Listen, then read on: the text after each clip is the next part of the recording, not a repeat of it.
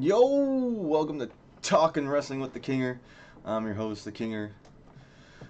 Well, here we are. The road to WrestleMania is officially underway as the WWE just had their annual Royal Rumble event. This year it took place in Indianapolis, Indiana. The first time I do believe the Rumble has ever taken place in Indianapolis. I could be mistaken. Should have done more my research, I guess, but it is what it is.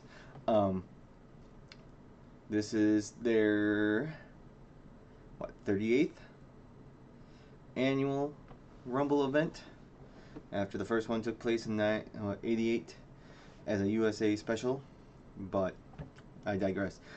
It is the first time I think the Rumble has taken place inside a NFL stadium at Lucas Oils. No, what else before I beat around the bush to get to? I mean, I think the biggest surprise that there was only 4 matches on the card. Okay, and the show lasted over 4 hours. I find that a little surprising. But I mean, okay, you know that both the men's and women's Rumble matches are going to take over an hour each. So that's 2 hours in. But I don't know how you draw out you kind of can draw out a best 2 out of 3 falls tag team title match and a ladder match for the WWE title. So, but yeah, 4 matches on over 4 hours. So I mean, what else? What else to be around the bush? Let's get to it. Not really, grading matches. Just saying what happened, give my thoughts and where they can go from here. I mean, yet again, the show starts off with the Women's Royal Rumble match. This was the 8th Women's Rumble match. The first one took place in 2018. And, I mean, it is what it is, You had you always have to have some NXT wrestlers get the call, hoping that, in a year or two you see them on the main roster. If you're not already watching NXT, so you know who they are, you get some former Hall of Famers come back, because, hey, they were never around. There was never a Rumble match when they were around, you know what I'm saying? I think the one thing that surprised me, there was no one from TNA got the call and say, hey, you want to come up and partay in the Rumble? Because I mean, I think the closest thing was Jordan Grace, but she has participated in the Rumble before. But she's officially now part of the WWE roster. She is a WWE superstar. She's no longer under contract with TNA, but so I mean that's a familiar name. We did see the return of Alexis Bliss in the Rumble match, which supposedly the dirt sheets going around saying, yeah, WWE and Alexa Bliss are far from contract negotiations. But there she was. She showed up. We had Trish Stratus and Nikki Bella. Ooh. Make surprise appearances. I'm trying to remember some of the handful of NXT wrestlers that, Roxanne Perez, who lasted till the very end with the number 3 entry, and surprise, surprise, how popular the number 3 entry is. With Bianca Belair, the last 2 women, well, I do believe the last 2 women Rumble winners entered at number 3. And Bayley won it last year. Bianca was 2 years ago. They both entered number 3. And I think the year before that, Rhea Ripley, she entered at 1? She was the number 1 entry. Not like 1 or 2 makes a difference because they both start the match. It's not like the clock starts. But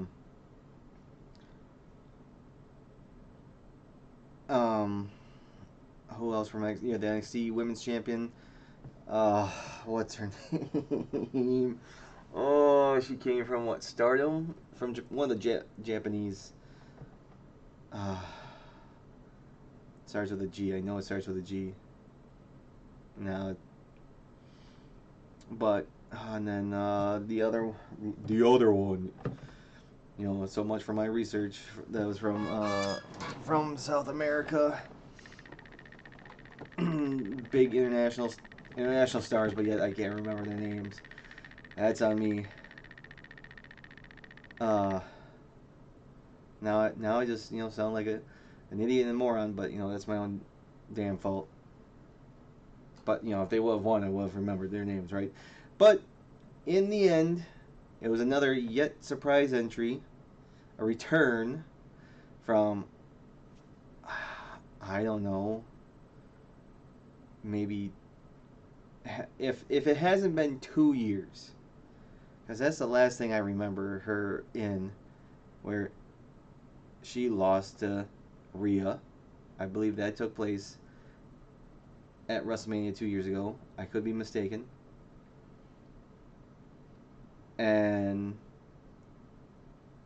I don't think she's been back since. I could be mistaken, but she's been gone for a long time. But anyways, the winner, your 2025 Women's Royal Rumble winner, and first ever two-time Rumble winner for the women's division, Charlotte Flair. Congratulations, yay! And it just tells me, here we go.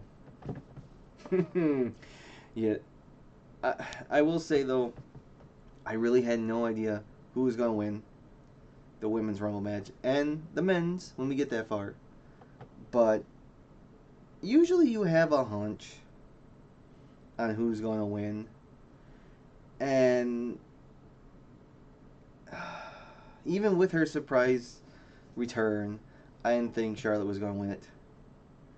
But when it came down between her and Roxanne Perez, it's no surprise that Charlotte wins. Good for her. It would have been. Speaking of TNA surprises, how great would it have been if Tessa Blanchard showed up? Since now WWE and TNA have that new deal, and she just returned. But we all know how much hot water Tessa Blanchard's in right now, at least from the fans. But that's one of the dream matches I think we'll never get to see, unfortunately, is Tessa versus Charlotte. Tully's daughter versus Rick's daughter, the former Four Horsemen. Who is the greater offspring? But here's my dilemma with Charlotte winning. Okay, she's already a multi multi-time women's world champion. You know, and the last time she won the the Rumble, she went after the NXT title, and who was the NXT champion at the time? Rhea. But then Rhea got her redemption on Charlotte, and was it? Yes, and vice versa. But not saying Charlotte doesn't deserve another world title run. It's just that the thing that annoys me the most with it, and it's kind of silly look when you think about it and so forth, is that yes, she's a multi-time double-digit women's world champion winner, but the title reigns. I'm more impressed on how long you defend and retain the titles more than how many times you are a world champion. Because with the creative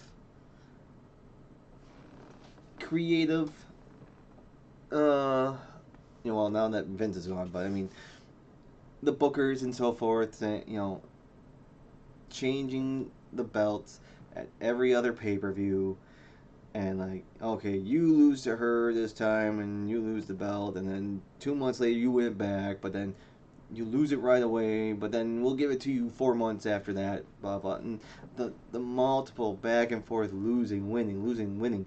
It feels like, you know what, you're losing credibility on those titles. Plus you have two, not talking about NXT, two world champions for the women's division, for the men's division, two tag team titles. We'll get to that. And it puts less effort and emphasis on, well, which world champion would you rather be? Yes, you're a world champion, but they're on equal playing fields, but one or the other is not really um oh, what's the word, has its hierarchy, and now, even with, they don't really have the brand split right now. They have the open season or open portal. And this is why they should just have one men's world champion, one women's world champion, one men's tag team world champion. They already have this one women tag team champions. You know? But I will say I do like, you can keep the IC titles, keep them on Raw and SmackDown, and the women's secondary belts, sure, whatever. But I'm not looking forward to. Well, I mean, I'd be looking forward to a Rhea Charlotte rematch at WrestleMania one more time. You know, if they build it up just right, I would be looking forward to that match, because I feel like that would be a show stealer. But I'm just not looking forward to Charlotte Flair being another world title run. I wouldn't mind seeing her being a U.S. Women's Champion or the Women's Intercontinental Champion. Give her a semi-lengthy title run to help build that title. Yes, she's a former world champion, but these titles did not exist when she was world champion. Sure, she might be taking a step down, but maybe she needs that step down before she needs to step back up. But yet, her winning the Rumble match, they could have done better in my opinion. But then again, we'll get to the men's. So that's my thoughts on that. Like I said, I would think they'd be leaning towards Rhea Charlotte one more time at WrestleMania, which leaves who would be going after, Tiffany Stratton for the WWE Women's Championship. Oh no! Now that I think about it, Charlotte's going to get her hands on that WWE World Women's Championship just because it looks like the big gold belt, just like her father had, and then she'll be walking around with that. It's going to happen. I know it. But like I said, that's the downfall of having multiple world championships and then constantly trading them back and forth or going from one brand to another. Oh, I'm not the world champion on Raw. Well, I'm the world champion on SmackDown. So,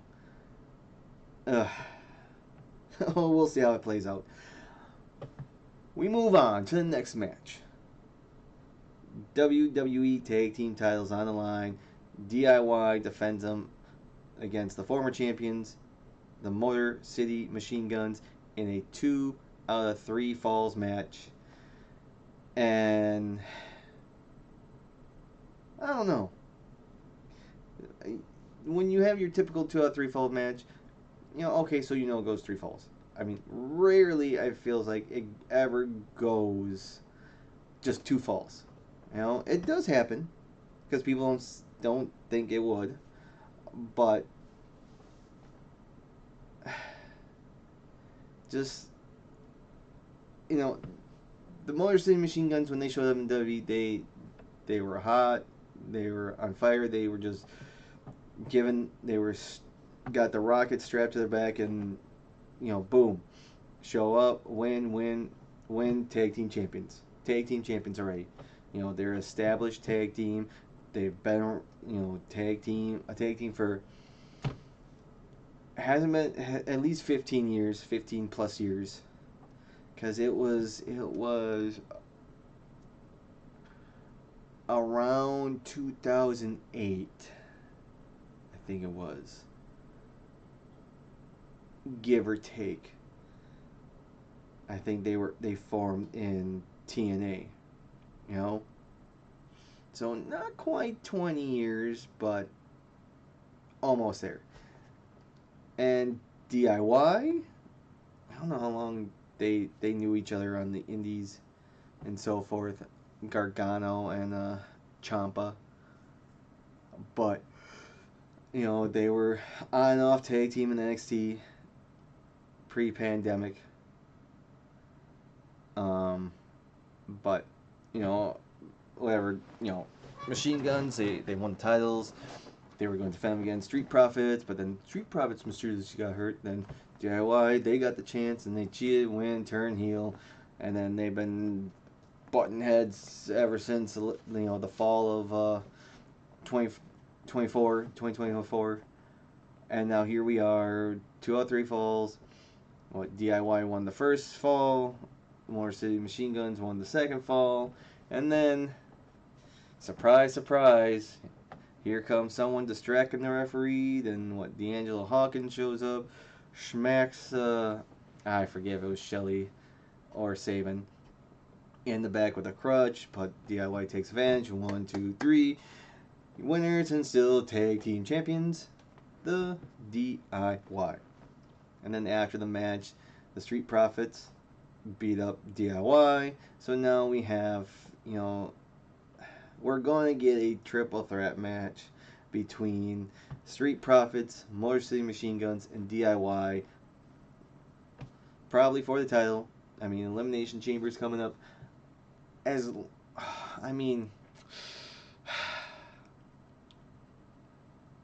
semi WrestleMania tradition is a ladder match at Mania and triple threat. Oh my goodness. Are we going to see a triple threat ladder match against these 3 teams at Mania? Possibly. I hope not. I'm just not a big fan of triple threat matches. If it does not involve elimination style or fatal 4-ways that don't involve elimination style. But it is what it is, and we'll see what happens. We'll see where they go with this storyline. It would not surprise me, like I said, if it ends up in a ladder match between these 3 teams. And I mean, not saying, Sabin and Shelly aren't getting any younger. And I am a fan of them when they first got together and so forth. But it was a lackluster match. It was put together there and so on and so forth. We'll see. What happens between these 3 teams? I mean, you don't really the tag team division on SmackDown. Outside those 3, I mean, you have Pretty Deadly, you have Escobar. I think they're back to Escobar's tag team, the cousins, Angel and Alberto, right? I forget what they went by, but and then what other tag teams are there? Oh yeah, I mean, you got the Bloodline. I wouldn't mind see. And then I'm not sure who else is all there. And the tag team division on Raw isn't the greatest either.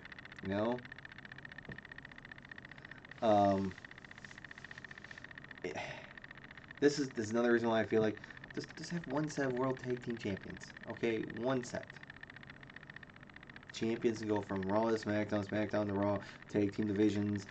You can have tag team division on Raw, tag team division on SmackDown. They fight each other, and they can okay, go back and forth, figure it out, blah blah. Is it really that difficult? I mean, you're getting away with it with the women's division, women's tag team division. They hop from show to show, and that should be their right as tag team champions or world champions. But I digress. Um, Next match, WWE Championship ladder match.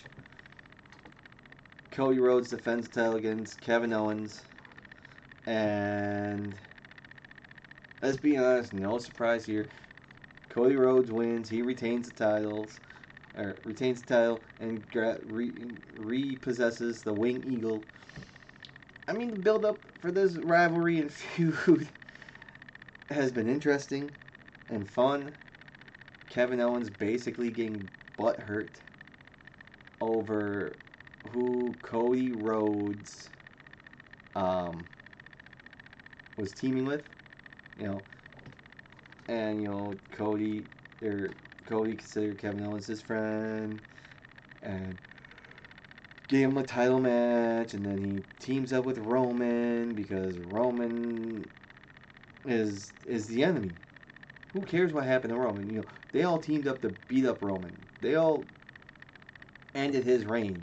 It's not their fault that the bloodline turned on Roman, or vice versa. However they're linked together, and Roman and Cody decide to team up to take on Solo and Jacob, was it? At was it Bad Blood? I think it was Bad Blood. And how the saying goes, the enemy of my enemy is my friend. So that, and then basically Kevin Owens is getting butthurt, and like, why'd you team with him? And then gotta show you, give me a title. No, I want that title. Blah this, blah that, and all the shirts that Kevin was wearing was great. But in that match, or leading up to that match as well, was Sami Zayn. Sami Zayn is Owens' best friend. 2 years ago, they main event the Saturday of WrestleMania, beating the Usos to become tag team champions. And he has no issues with Sami. Sami did what he had to do. Who he was an ally of Roman. Then he turned on Roman because his friendship with Kevin was more important. But then he went back to help Roman and so forth. So all this confusing, this and that. But Sami Zayn showed up in the match, comforting Kevin because Kevin put himself and Cody through through a ladder. But Sami did not interfere. Where Owens earlier was saying, I have your back if you have mine, and that you'll help me, blah this, blah that, and so, but Sami did not interfere. He's friends with both Cody and Kevin, and so he stayed out of it. He just went to comfort, see how Kevin was doing, and like I said, Cody Rhodes won. No surprise there, to be honest. Now Cody sits and waits on who his opponent for WrestleMania is going to be.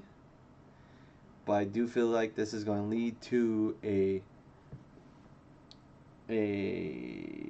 Kevin Owens Sami Zayn match at WrestleMania. They've had classic matches on the indie circuit, Ring of Honor, you name it. Back then, it was Kevin Steen, and Sami was El Generico. I mean, they had a few matches in NXT. So yeah, we'll see. That's through the grapevines. It sounds like that. You thought their WrestleMania moment was going to be main eventing, winning the tag team titles. Maybe this will be their true WrestleMania moment.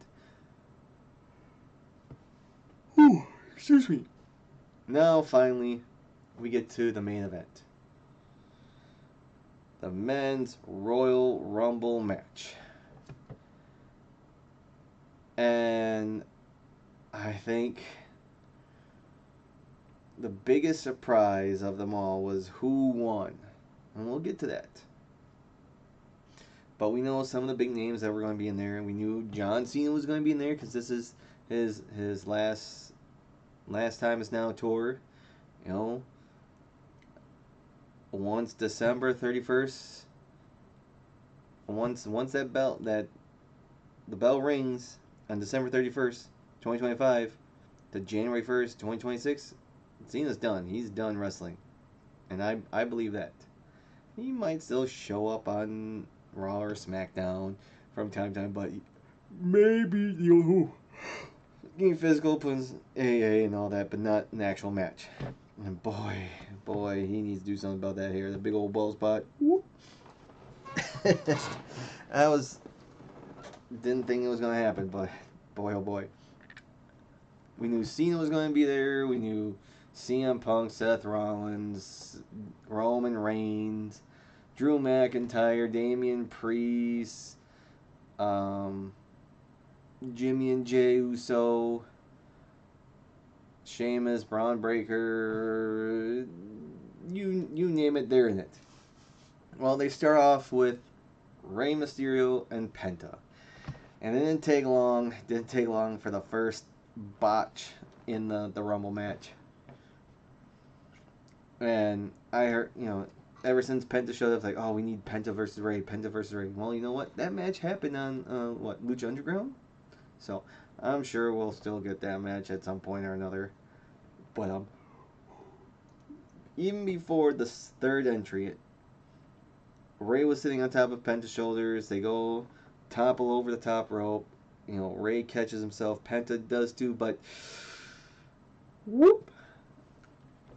Where it looked like both his feet hit the ground, he quickly picked them up, and they're all dumb playing like, oh no, only one hit. Yeah, only one. Because, they got the Rumble match planned out. Who's going to eliminate who? They just got to, hit their timing and this and that, and so on and so forth. Yeah. Oh, I don't know what's with me right now. So, yeah, that was fun. Match goes on. It wasn't until around the 10th entry that I can remember. Tozawa was supposed to come out, and then Carmelo Hayes, he was in the Rumble. He was already eliminated. He comes out. He beats up. He just hits Tozawa from the behind. Okay, like nothing out of the ordinary, and supposedly that caught Tozawa off guard and shook his bell.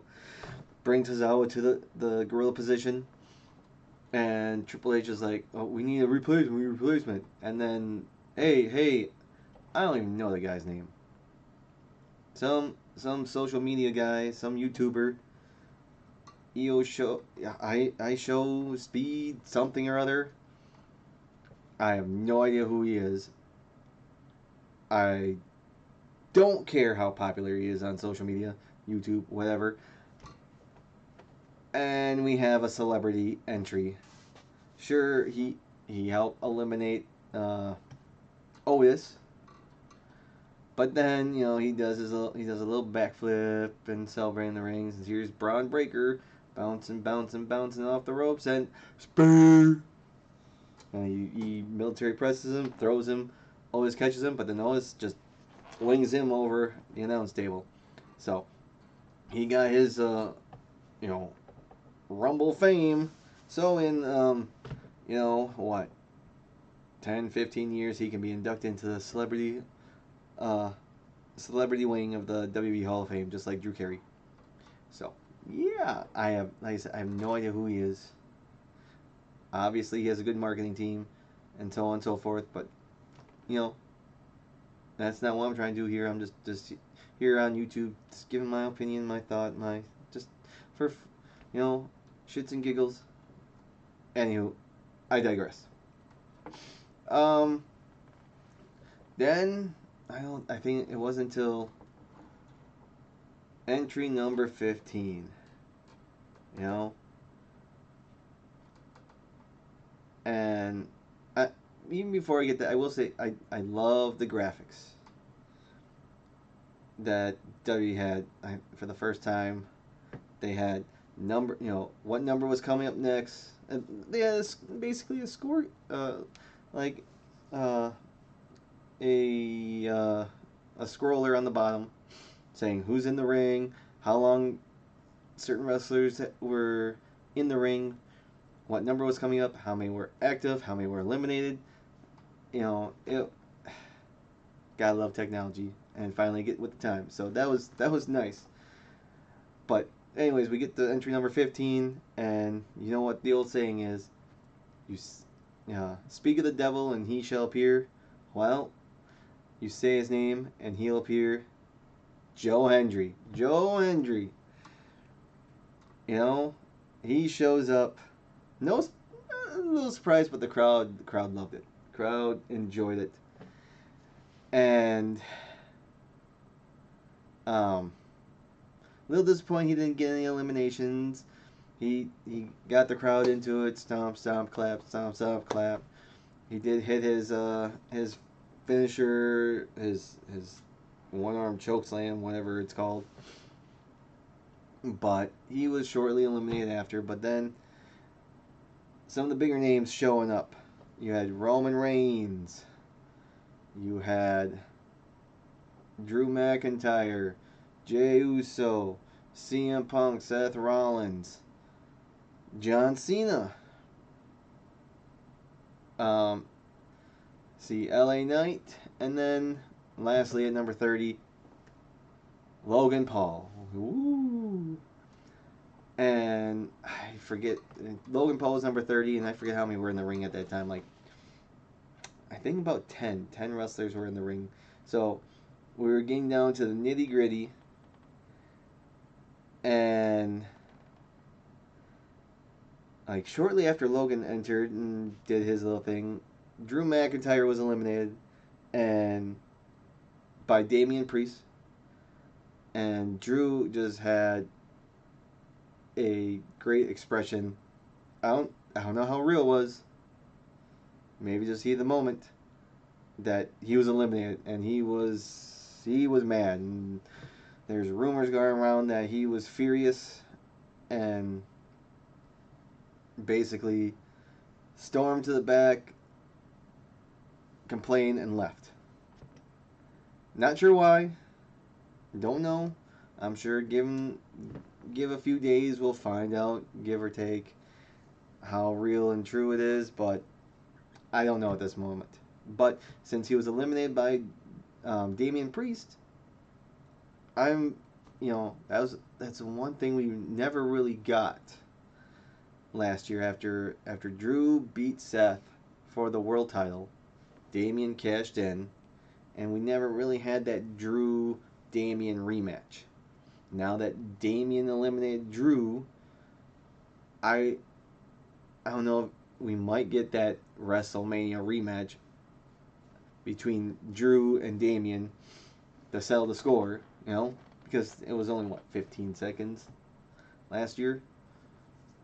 But he gets eliminated, and Logan Paul had a cool scene where I think LA Knight gets eliminated. Logan Paul jumps, gets knocked out. He jumps onto the announcer's table, and then he hops on the barricade, and then hops onto steel steps. I was really hoping that when he jumped from the barricade to the steel steps, that LA Knight, who was just eliminated, would come and shoulder block him, tackle him, and he'd be eliminated then and there. Nope, didn't happen. That was not in the works. And now we're down to 6. Usually it's final 4, but it didn't really work out this way. The final 6, You had Roman, you had Jey Uso, CM Punk, Logan Paul, John Cena, and Seth Rollins. Okay. I forget exactly how it worked out, but basically, Roman, Seth, and Punk all got eliminated relatively 1, 2, 3. And there was a little squirmel. Rollins curves out Roman Reigns. And then Punk and Rollins, I think they went in it. So now we're down to 3. Logan Paul, Jey Uso, and John Cena. And I'm just thinking to myself, who's going to win this? It ain't going to be Logan. Jay, I mean, his nickname, main event, Jey Uso. And then John Cena. It's like, no, not John. Not John.